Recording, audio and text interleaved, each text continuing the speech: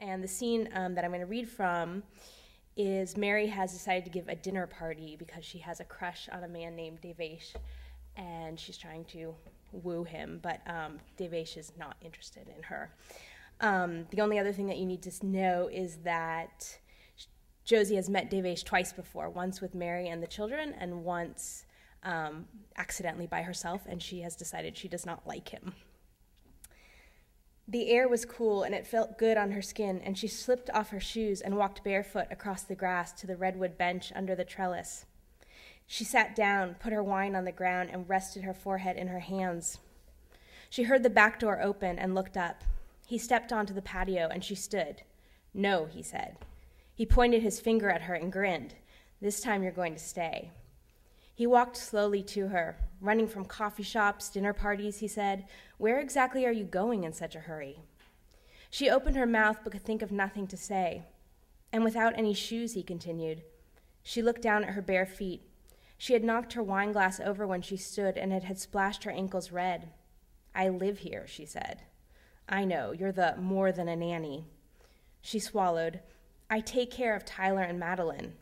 His confidence was maddening, and she wished he would just leave her alone. "And you study the 30 million square kilometers that is Africa. That's 20.03% of the Earth's surface," he said. She looked up. "I have a useless ability to remember conversations," he said. "Thanks to Tyler, I'll forever remember that Africa's highest point is Uruhu Point at 5,895 meters.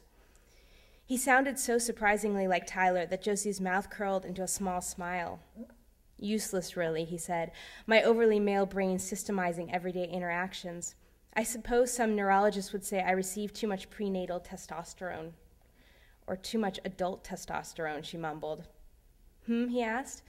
"Nothing," she said, and turned slightly away. "Oh, don't be cruel," he said. "I'm just a bungling surgeon. Take pity. How about we start again? I'm Devesh and you are—" She turned to look at him, and he extended his hand. She folded her arms and set her chin. "Ah, Josie, who studies Africa," he continued. "Ghanaian burial rituals," she said, "but Tyler doesn't know about the burial part." 6-year-olds and death, not a good combination, I suppose, although my grandfather died when I was 6, and the thought of him coming back as a superhero was quite pleasing.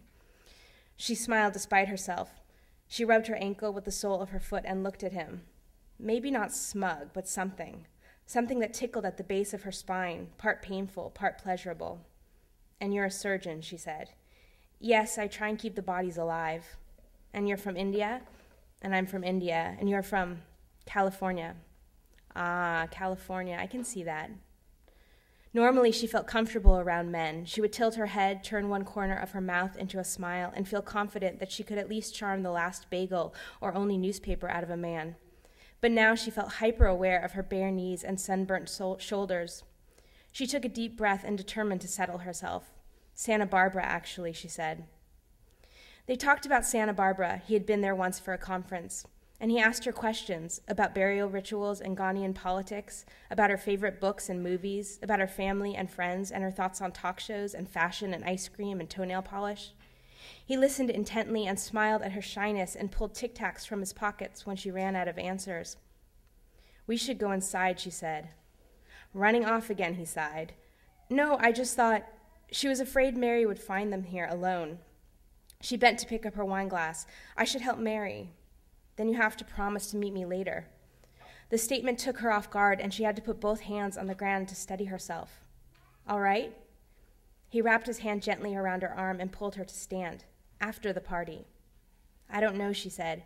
Meeting him was a bad idea, a very bad idea, but she could feel her resolve like a loose thread being unraveled.